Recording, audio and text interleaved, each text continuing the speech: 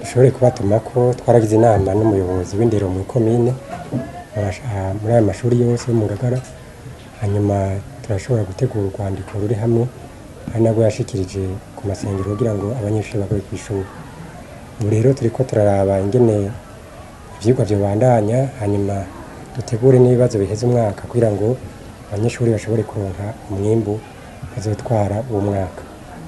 Hanyuma ikindi nuko kugira ngo dutegure ibikorwa turiko turaraba ingene kwa mbere twogira inama nabo dusangiye ibanga ryo kurera hano kugira ngo dutegure ikirangamisi c'ingene twoheza ivyo vyigwa. Gushika urabona aho usanga barahunze urashobora kunsi kumvo zabo, nico gituma nabwiye ko dufise inama ku munsi wa mbere nabo dusangiye kurera kugira ngo tuzoshobore kuvugana ivyo bibazo byose kugira ngo turabe ico twofata.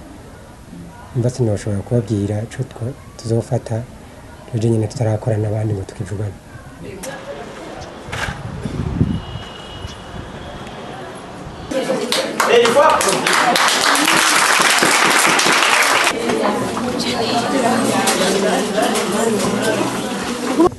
Ibihuhusi nk'uko vyaciye ku yandi mashuri atandukanye kandi n'ishure ryacu Ecole Technique pour la Science de la Sagesse ridasubiye inyuma, byaradukoze ko mu kiringo c'amezi abiri aheze. Mbwa rero ubunye guhera ku munsi wa mbere w'indwi iheze igenekezo rya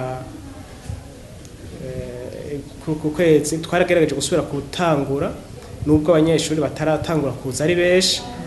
Hariho nk'abusanga baragiye mu zindi ntara canke baragiye mu bihugu bibanye, ubwo ubunye mu isanzwe twatanguye gukora namwe bwo mwashitse ngamane ko ibikorwa vyasubiye gutangura.